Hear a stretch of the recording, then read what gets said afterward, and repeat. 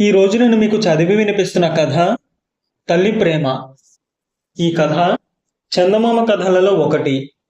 ఇక కథలోకి వెళ్ళిపోదాం. ఒక గ్రామంలో ఒక పేదరాలికి ముత్తు అనే కొడుకు ఉండేవాడు. తల్లికి వాడంటే గారాబం.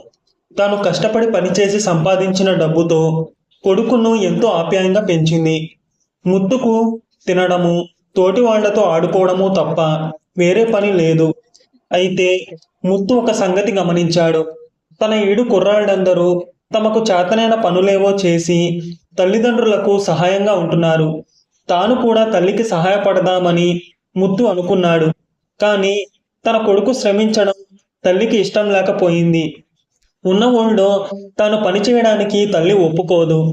అందుచేత మరే ఊరైనా వెళ్ళి పని చేయాలన్న ఉబలాటం ముత్తుకు కలిగింది. అందుకు కూడా తల్లి ఒప్పుకోదని తెలిసి ముత్తు ఒకనాడు తల్లికి చెప్పకుండా ఇంటి నుంచి బయలుదేరాడు. వాడు చాలా దూరం ప్రయాణం చేసి ఒక గ్రామం చేరి అక్కడ ఒక ధనికుడి ఇంట పనికి కుదిరాడు. ధనికుడి వద్ద ఒక సంవత్సరం పనిచేశాక వాడికి తల్లి మీద గాలి మళ్ళింది. వాడు ఈ మాట యజమానితో చెబితే ఆయన వాడికి ఒక వెండి అచ్చు బహుమానంగా ఇచ్చి దాన్ని జాగ్రత్తగా ఇంటికి చేర్చమన్నాడు. ముత్తు పనిచేసిన కాలంలో ధనికుడి ఇంట 2 పెళ్లిళ్లు జరిగాయి. అప్పుడు ధనికుడు తన నౌకర్లందరికీ కట్నాలు, కానుకలు దండిగా ఇచ్చాడు. ముత్తు తాను పనిచేసిన కాలంలో జీతం డబ్బులు కూడా ఏమీ తీసుకోలేదు. అందుచేత ఇప్పుడు వాడికి ఇంత వెండి దొరికింది. దాన్ని వాడు తన పైబట్ట కొంగున కట్టుకుని భుజాన వేసుకుని ఎంతో ఉత్సాహంగా తన గ్రామానికి బయలుదేరాడు. నడుస్తున్న కొద్దీ ముత్తుకు వెండి మూట భారం పెరిగిపోతున్నట్లు అనిపించింది. ఆ బరువు మూలాన చురుగ్గా నడవలేకపోయాడు. ముత్తు కొంత దూరం వెళ్ళాక ఒక మనిషి గుర్రం మీద ఎక్కి ఎదురొచ్చాడు. దాన్ని చూడగానే ముత్తుకు తనకు అటువంటి గుర్రం ఉంటే తాను వేగంగా తల్లిని చేరుకోవచ్చు కదా అనిపించింది. వాడు గుర్రం మీద వచ్చేవాడిని పలకరించి, "ఏమండి, ఇటువంటి గుర్రం ఖరీదు ఎంత ఉంటుంది?" అని అడిగాడు. "మీ దగ్గర ఏమున్నది గుర్రాన్ని కొనడానికి?" అని గుర్రం మనిషి అడిగాడు. ముత్తు ఆ మనిషికి తన వెండి చూపాడు. ఆ మనిషి ఆ వెండి తీసుకుని గుర్రాన్ని ఇవ్వడానికి ఒప్పుకున్నాడు. ముత్తు తన వెండి కాస్త ఆ మనిషికిచ్చి అతని సహాయంతో గుర్రం మీద ఎక్కి కూర్చున్నాడు. ముత్తు ఎక్కి కూర్చోగానే ఆ గుర్రం శరవేగంతో దౌడు ప్రారంభించింది. దాని వేగాన్ని అదుపు చేయడం గాని, దాన్ని తన ఇష్టం వచ్చిన దిక్కుగా నడిపించడం గాని ముత్తుకు సాధ్యం కాలేదు. గుర్రం అలా దౌడు తీసిపోతూ ఉంటే ఒక చోట ఆవులను మేపుతున్న వాడొకడు ముత్తు పరిస్థితి గమనించి కర్ర ఎత్తి గుర్రానికి ఎదురు వచ్చి దాన్ని ఆపడానికి ప్రయత్నించాడు. గుర్రం ఆగింది. కానీ ఆగే ముందు హఠాత్తుగా వెనక కాళ్ళ మీద లేచి ముత్తును కింద పారేసింది. తరువాత ఆవులను మేపేవాడు ముత్తును లేవదీసి, "జానడు లేవు, నీకు ఈ గుర్రం స్వారీ ఏమిటి?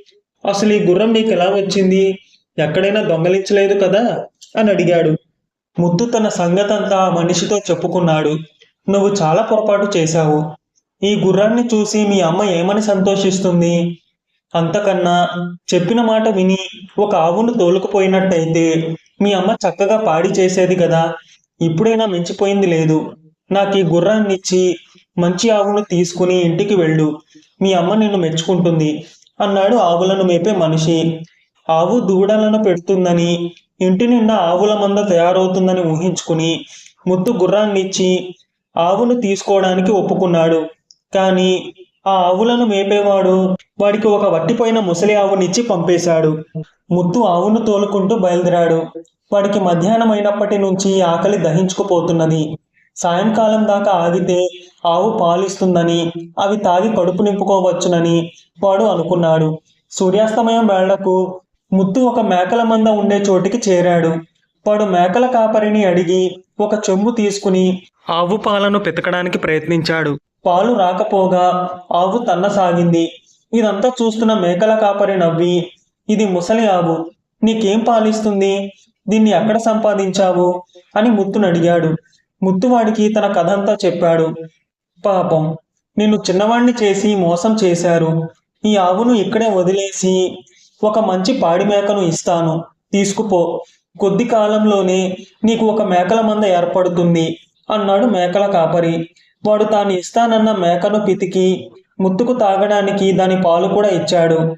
ముత్తు తృప్తిపడి ఆ మేకను తోలుకుంటూ ఇంటి దారి పట్టాడు. కొంత దూరం పోయాక మేక ముత్తు వెంట రాక వెనక్కు పోవడానికి ప్రయత్నిస్తూ మేమే అని గట్టిగా అరవసాగింది.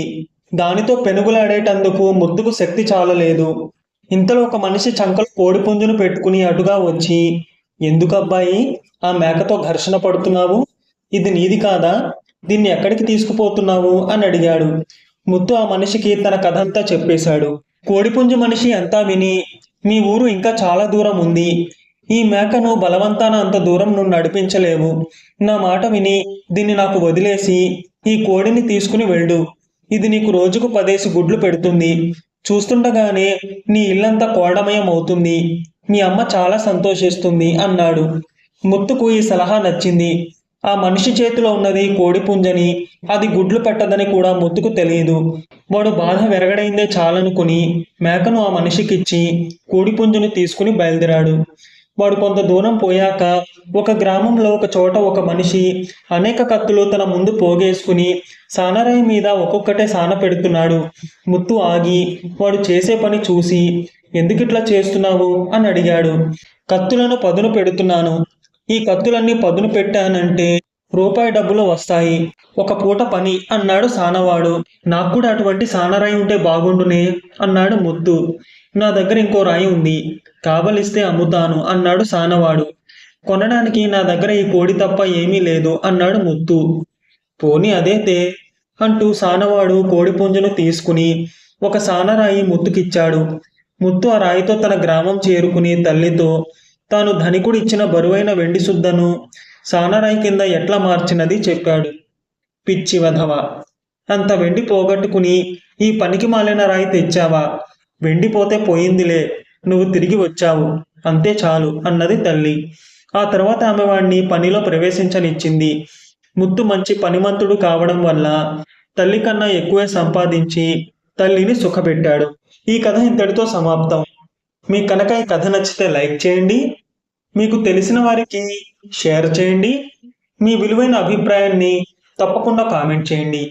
నా ఛానల్ని సబ్స్క్రైబ్ చేసుకోండి, పక్కనున్న బెల్ బటన్ని యాక్టివేట్ చేసుకోండి. నేను పెట్టే కొత్త వీడియోస్ మీకు నోటిఫికేషన్ రూపంలో వస్తాయి.